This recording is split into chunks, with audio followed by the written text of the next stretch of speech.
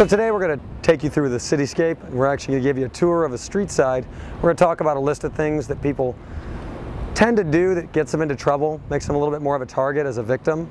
You have to remember that criminals are essentially professionals at what they do, and they're like predators. They're not looking for the biggest fight they can find, they're looking for an easy meal.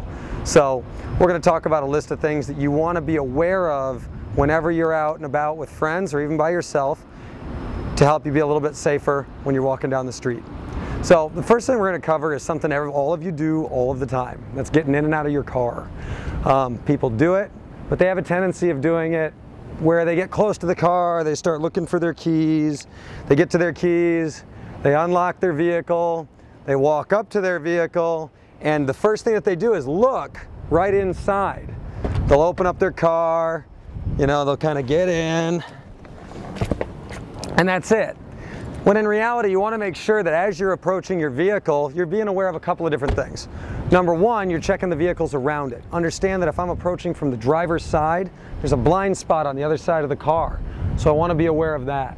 Secondly, as I'm approaching, I want to use these reflective surfaces to my advantage. So I'm going to come up, I'm going to keep looking around when I open my door. As I get in the vehicle, I'm going to sit back, keeping my head looking out, then turn, get my door and close it. When I get out of the car, same thing. I open the door and immediately look behind me and around as I'm stepping out. When I close the door, I've got everything I need in hand, including my keys, purse, briefcase, whatever you need. You're going to grab it, close it behind you, and continue swiveling, looking around you. You don't want to be darting, you just want to be swiveling back and forth. Other things that occur. Right now we're in a parking structure. You're going to notice we're on the top floor, it's kind of empty. So as we're moving forward, we want to be aware of not only are we still locking the vehicle behind us, but we're also approaching this doorway here. When you approach a doorway, we're lucky today, there's a bunch of glass inside of here. I'm sure that was actually built for security reasons. This glass allows you to see in. Now once we enter here, you have to realize that there's 3 different entrances to this space. I'm going to use the elevator. When I use the elevator, I'm going to hit my button, but right now notice that I'm facing the entranceway here and the entranceway there. I'm going to step back out of the way of the elevator and make sure that when this elevator opens, I'm going to be able to see the elevator, the entranceway, and the other entranceway. As I enter the elevator, of course, I'm going to do a quick perimeter scan, hit my button, and of course, again, keep my head up. This is really, really key. I'm going to take this time for a second to talk about cell phones. Most people have a cell phone, and when they use it, they tend to either talk on it this way, or they tend to look down at it this way, because people tend to text a lot now. You don't want to look down at your phone. If you absolutely have to read your phone, hold it up in front of you whenever you're in a non-secure location.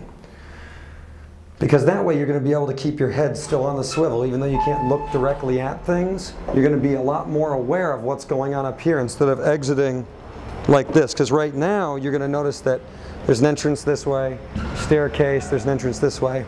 You just need to be more aware. So if you're looking at your phone, you want to make sure it's up in front of you.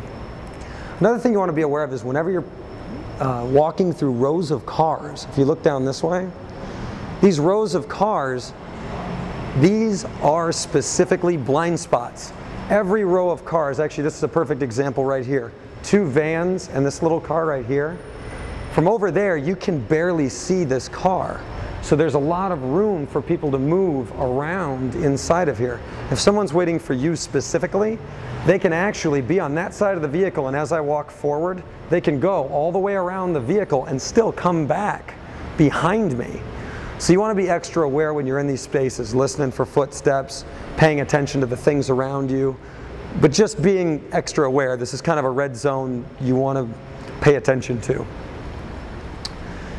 So whenever we talk about entering and exiting a building, this is a great example. Whenever I leave a doorway, I'm going to look both ways. Just like when I was a kid in Safety Town, they taught you to look both ways before you cross the street. It's the same thing. It's just general security awareness you want to be aware of. Now, when we're entering a building, For example, here we've got one door open, one door open. This seems like it's probably an okay situation, but as I approach the door, these are still reflective surfaces that I want to pay attention to, so that way I can see what's going on behind me without looking like a complete paranoid psycho. So again, as I enter, doorway, doorway, doorway, but we're in a pretty secure location. This spot is actually really nice. It's got video cameras. Unfortunately, it has something here called a blind spot. If you look right here, this blind spot, we can't see that whole thing. So as you pass it, you just want to be extra mindful of this area as you're passing through for security reasons. As you move forward, we've got one camera going that way. We've actually got, if you take a look, there's another camera right over here. And this is how you know you're in a really good spot, is if you look behind me as well. There's another one up there. So as far as secure locations go, this is a great spot to be if, for example, you felt like you were being followed, or you felt like something was amiss and someone was after you. This is a good place to be aware of. Also, you'll notice that there's a fire alarm.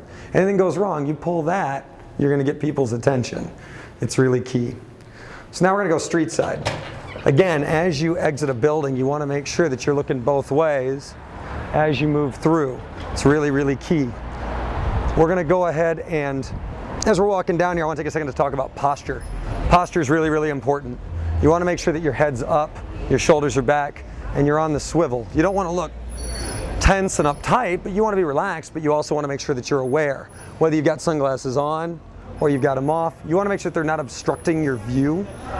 And the reason is, I want to take a second, these alleys, these little nooks and crevices here, these are really important things to be aware of. We kind of pass them every day not thinking about them, but you could actually be hit by a car coming out of there just as easily as somebody could attempt to actually, jump out and try to grab your purse or your briefcase or your wallet, which is also a really important thing to be aware of.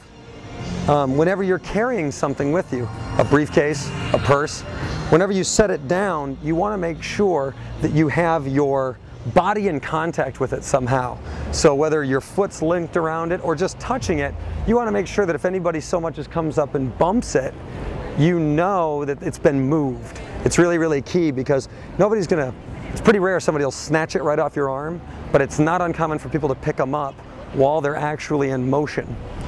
But if somebody were to snatch it off your arm, that's one of the reasons if you're carrying a handbag, you want to keep your arm down and over it. If you're carrying a book bag, you want to make sure that you have both straps on. If you're carrying a briefcase, it's secure in your hand. And also for people that actually have skill, you want to make sure that you don't have your wallet in your back pocket, but in your front pocket. This is something you can always just tap and touch. As I'm walking pretty frequently, I'm always checking to make sure I've got my stuff. And it's just something that I've gotten used to doing over time.